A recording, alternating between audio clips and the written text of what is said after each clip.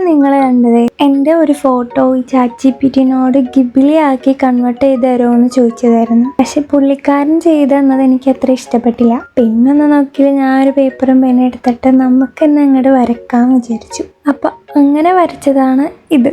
ആദ്യം ഒരു Ivory sheet എടുത്ത്, അയ്യോ ഞാൻ ഇൻട്രോ പറയാൻ മറന്നുപോയി.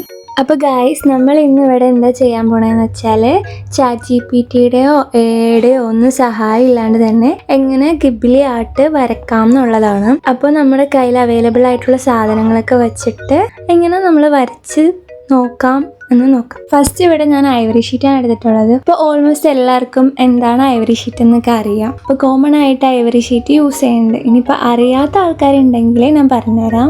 ഈ ഐവറി ഷീറ്റ് എന്ന് വെച്ചാൽ നമ്മുടെ A4 ഷീറ്റിനേക്കാളും കുറച്ചുകൂടി തിക്നെസ് ഉള്ള പേപ്പറാണ് ഐവറി ഷീറ്റ് എന്ന് പറയുന്നത്. അതിപ്പോൾ 300 GSM ഉള്ളതാണ് ഏറ്റവും നല്ലത്. 300 GSM എന്ന് വെച്ചാൽ കൂടുതലായിട്ട് നമ്മൾ ഐവറി ഷീറ്റ് യൂസ് ചെയ്യണത് പെൻസിൽ ഡ്രോയിങ്ങിനും പിന്നെ വാട്ടർ കളറിനൊക്കെ വേണ്ടിയിട്ടാണ്. ഇപ്പോൾ കോമൺലി എല്ലാവരും ക്രാഫ്റ്റ് വർക്കിനൊക്കെ ആയിട്ടും യൂസ് ചെയ്യുന്നുണ്ട്. അപ്പോൾ നമ്മൾ ഈ പെൻസിൽ ഡ്രോയിങ്ങിനും വാട്ടർ കളർ പെയിന്റിങ്ങും അതിന് വേണ്ടിയിട്ടൊക്കെ യൂസ് ചെയ്യുമ്പോൾ പേപ്പർ കുറച്ചുകൂടി കട്ടിയുള്ളതായിരിക്കണ്ടേ. അപ്പോൾ 300 GSM എന്നൊക്കെ പറയുമ്പോൾ ആ ഒരു തിക്നെസ്സിലുള്ള പേപ്പർ ആകുമ്പോൾ നമ്മുടെ ഡ്രോയിങ് കുറച്ചുകൂടി അടിപൊളിയായിരിക്കും. പേപ്പർ നല്ല ക്വാളിറ്റി ഉള്ളതുമായിരിക്കും. എല്ലാവരും ഈ അക്രിലിക് പെയിന്റിങ്ങിനും വാട്ടർ കളറിനും പെൻസിൽ ഡ്രോയിങ്ങിനൊക്കെ വേണ്ടിയിട്ട് ഐവറി ഷീറ്റ് വാങ്ങിക്കുമ്പോൾ ഇച്ചിരി കൂടി കട്ടിയുള്ള, അതായത് 300 GSM ഉള്ളത് തന്നെ നോക്കി വാങ്ങിക്കണതായിരിക്കും നല്ലത്. പിന്നെ നമ്മൾ ഗിബ്ലി ആയിട്ട് കൺവേർട്ട് ചെയ്യേണ്ട ഫോട്ടോ എടുത്തിട്ട് ഈ പേപ്പറിലോട്ട് വരച്ചു കൊടുക്കുക. ഗിബ്ലി സ്റ്റൈലിൽ വരക്കണം കേട്ടോ. എന്നിട്ട് പെൻസിൽ കൊണ്ട് വേണം ആദ്യം വരയ്ക്കാനായിട്ട്.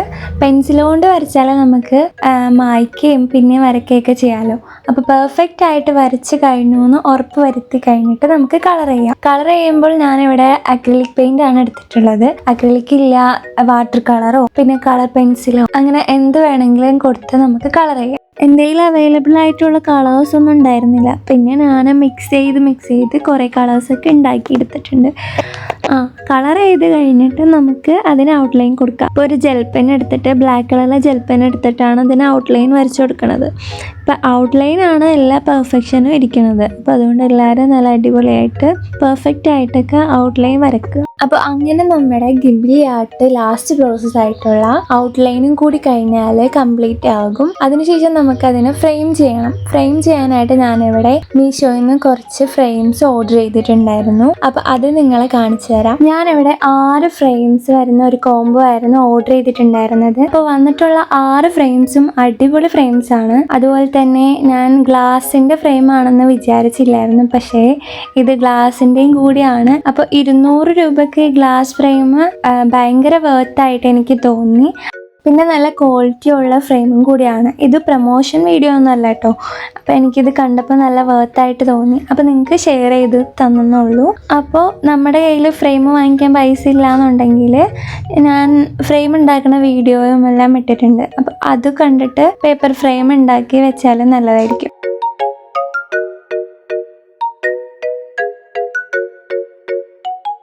പിന്നെ നമ്മൾ നേരത്തെ വരച്ച് വെച്ച ഫോട്ടോ ഈ ഫ്രെയിമിലേക്ക് ഇട്ട് കൊടുക്കാൻ പോവുകയാണ്. അപ്പോൾ അതിന് വേണ്ടിയിട്ട് പ്രത്യേകിച്ചൊന്നുമില്ല, ജസ്റ്റ് ഒന്ന് വെച്ച് കൊടുക്കുക. പിന്നെ ഗ്ലാസ് ഒന്ന് ക്ലീൻ ചെയ്തിട്ട് വേണം വെക്കാനായിട്ട്. അപ്പോൾ ഈ ഫോട്ടോയിൽ ഞാനും എൻ്റെ ബ്രദറും കൂടിയുള്ള ഒരു ഫോട്ടോ ആണ് ഗിബ്ലി ആയിട്ട് കൺവേർട്ട് ചെയ്ത്. എല്ലാവർക്കും ഇഷ്ടപ്പെട്ടാൽ ലൈക്ക് ചെയ്യാനും കമൻറ്റ് ചെയ്യാനൊന്നും മറക്കരുത്. പിന്നെ സബ്സ്ക്രൈബ് ചെയ്യാൻ മറക്കരുത്. അപ്പോൾ ബൈ.